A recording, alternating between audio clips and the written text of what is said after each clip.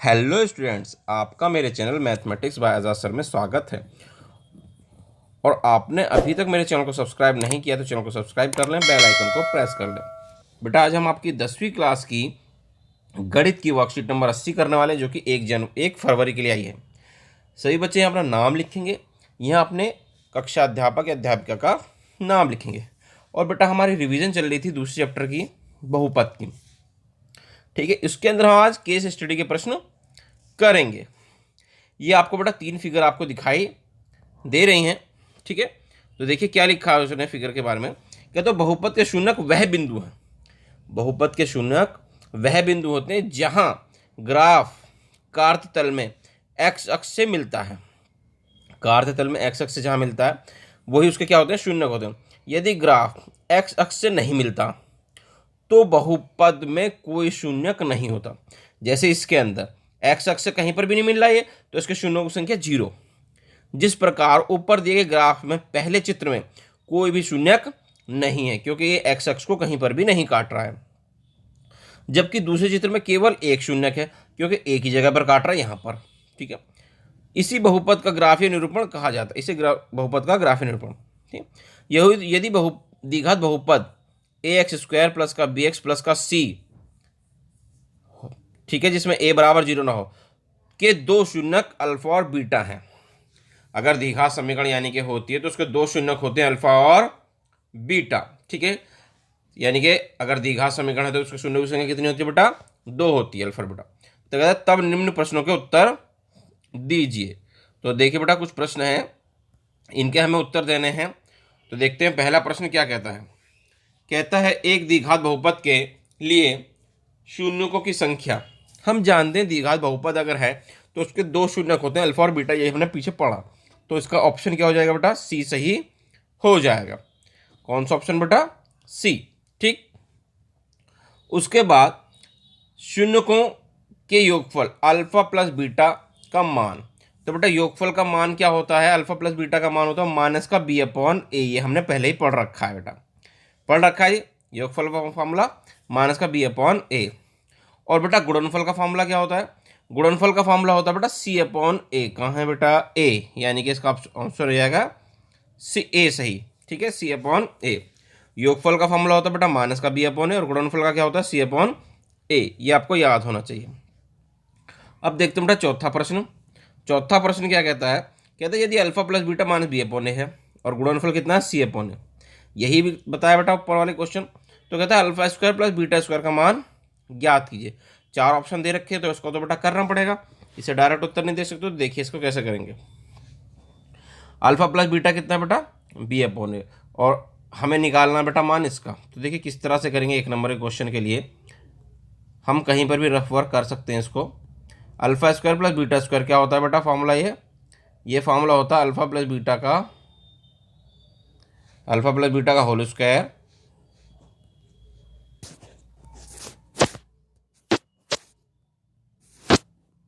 ये होता है अल्फा प्लस बीटा का होल स्क्वायर माइनस का 2 अल्फा बीटा। तो बेटा अल्फा प्लस बीटा क्या होता है हमारे पास, b/a। स्क्वायर तो स्क्वायर रहेगा, आगे बेटा माइनस का 2 अल्फा बीटा। अल्फा बीटा क्या होता है बेटा, c/a होता है हमारे पास। ठीक है, अब b का स्क्वायर तो बेटा b² हो गया, a का स्क्वायर a² हो गया, और ये कितना 2c/a। अब बेटा इसका एलसीएम ले लेंगे हम। तो इसका एलसीएम किस तरह से लिया जाएगा बेटा, इसका हम एलसीएम ले लेंगे a² और a का एलसीएम कितना आएगा बेटा, a² ही आएगा। ठीक है जी, और a² से a² कैंसिल, ऊपर वाला b² ऐसे ही रह गया, माइनस a से a कैंसिल, a रह गया। तो ये कितना होगा 2ca, यानी कि b² माइनस 2ca अपॉन में a²। ये हमारे पास आ गया। तो हमें ऑप्शन देखना पड़ेगा बेटा कौन सा ऑप्शन है। देखते हैं ऊपर b² माइनस 2c अपॉन में 2, b² माइनस 2c अपॉन में a²। कौन सा बेटा ऑप्शन हो गया हमारे पास, डी। कौन सा हो गया बेटा, डी दिख रहा है आपको, कौन सा दिख रहा है आपको, डी तो दिख रहा है।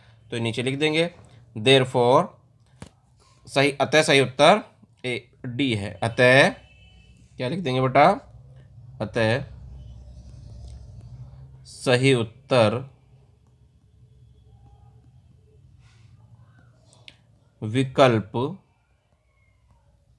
कौन सा बेटा, डी है। कौन सा, डी है। ठीक है, इस तरह से क्वेश्चन नंबर 4 हो गया हमारे पास। अब देखते हैं इसका 5वां भाग बेटा। तो 5वें भाग में बेटा देख रहा है पी एक्स बराबर है 4x² माइनस का 5x प्लस का 1। तो कहता है alpha square beta plus alpha beta square का मान ज्ञात कीजिए। आपको 4 ऑप्शन दे रखे हैं, 5/16, 16/5, माइनस 16/5 और माइनस 5/16। तो देखते हैं बेटा इसका आंसर किस तरह से करेंगे हम। ये आपको बेटा दिखाई दे ही रहा है आपको। ठीक है, ये ए होगा, ये बी होगा और ये सी होगा। क्वेश्चन आपको लिखा हुआ ए होगा हमारे पास बेटा 4, ठीक है, बी होगा हमारे पास माइनस का 5 और सी कितना है बेटा हमारे पास, सी होगा है माइनस का 1। ठीक है, तो हमने निकाल लिया पहले alpha plus beta. Alpha plus beta क्या होता है बेटा, माइनस का बी अपॉन ए होता है। बी कितना है माइनस का 5 और ए है 4।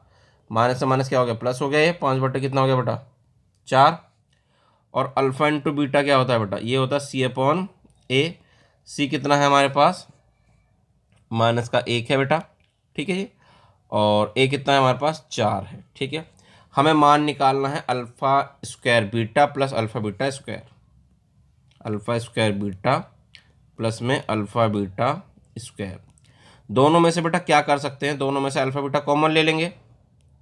जब अल्फ़ा बीटा कॉमन लेंगे तो यहाँ क्या बचा बेटा, अल्फ़ा, यहाँ क्या बचा अल्फ़ा, बीटा तो कॉमन चला गया, प्लस अल्फ़ा बीटा स्क्वायर में से अल्फ़ा कॉमन चला गया, बीटा भी कॉमन चला गया, तो एक बीटा रह गया। ये आपके पास यानी कि हो गया। अब बेटा इसका हम क्या रख देंगे, अब इसके हम इनके मान रख देंगे। तो अल्फ़ा बीटा कितना है बेटा, अल्फ़ा बीटा का मान हमने निकाल रखा है 1/4। ठीक है, और अल्फ़ा प्लस बीटा का मान कितना है 5/4। तो ये कितना हो गया बेटा, 5 एकम 5 और 4 चौक 16, 5/16। ठीक है, 5 माइनस का 5/16 देखिए किस में है आपका माइनस 5/16, डी। कौन सा ऑप्शन दिख रहा है बेटा आपको, डी दिख रहा है। तो लिख देंगे अतः सही उत्तर विकल्प डी है इसका भी। अतः सही उत्तर विकल्प कौन सा है बेटा, डी है। विकल्प डी है। ठीक है बेटा, चलिए अब देखते हैं दूसरा क्वेश्चन। दूसरा क्वेश्चन बेटा आपको फिगर दिखाई दे रही है। कहते हैं यदि द्विघात बहुपद परवलय द्वारा दर्शाया गया है, ये वलय के द्वारा दर्शा रखा है बेटा, परवलय बना रखा है। ठीक है, ये द्विघात बहुपद है तो 2 शून्यक होने चाहिए। 2 शून्यक बेटा इसी के हैं, एक ये है और एक ये, जहाँ पे काटते हुए तो शून्यक होते हैं सिर्फ, यानी कि यही द्विघात बहुपद है। क्योंकि ये नहीं है, क्योंकि इसके अंदर तो कितने शून्यक हैं, 1 2 3 4, यानी कि ये द्विघात बहुपद नहीं, क्योंकि हमने पढ़ा कि द्विघात बहुपद के कितने शून्यक होते हैं बेटा, 2 शून्यक होते हैं। ये भी नहीं हो सकता क्योंकि ये 1 2 3, इसके शून्यक कितने बैठ रहे हैं बेटा 3। तो द्विघात बहुपद का सिर्फ कौन है आपका, यही आपके पास। ठीक है, पहली आकृति। तो क्या कहता है देखिए, द्विघात बहुपद परवलय द्वारा दर्शाया गया है और 2 घात होने के कारण इसके अधिकतम शून्यक 2 हो सकते हैं। अधिकतम घात 2 होती है तो इसके शून्यक भी कितने होते हैं, 2 होते हैं। ग्राफ की परवलयाकार प्रकृति की द्विघात बहुपद के लिए पहचानिए और निम्न प्रश्नों का उत्तर दीजिए। बेटा द्विघात बहुपद की प्रकृति में पहचानना है और उसके उत्तर देने हैं। तो कहता है ऊपर दिए गए ग्राफों में से द्विघात बहुपद के लिए 2 शून्यों की संभावना कौन सी है। तो हमने पढ़ा है बेटा 2 शून्यों की संख्या किस कौन सी, आकृति 1 में, यानी कि कौन सी आकृति में, आकृति 1 यानी कि पहली में। ए आपका आंसर हो जाएगा। अब देखते हैं बेटा दूसरा, द्विघात बहुपद एफ एक्स बराबर है x² माइनस का 2x माइनस का 8 के गुणनखंड। गुणनखंड बेटा इसके करने हैं, कैसे करेंगे, हम गुणा करते हैं पहले और तीसरे की। गुणा करें तो कितना चाहिए बेटा, गुणा करें तो 8 चाहिए और घटाएं तो कितना चाहिए बेटा, बीच वाला कितना है 2।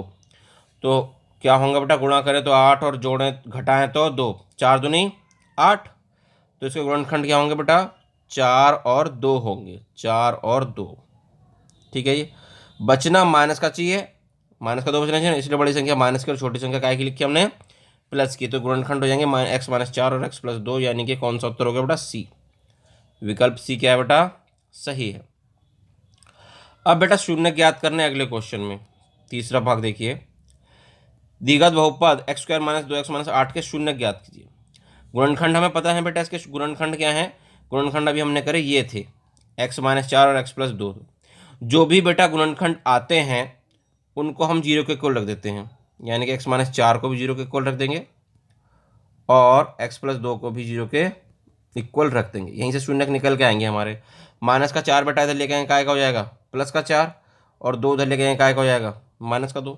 तो शून्य क्या हो गए आपके, शून्य हो गए 4 और माइनस का 2। 4 और माइनस का 2 बेटा किसमें उत्तर है, 4 और माइनस का 2 उत्तर हैं आपके ए।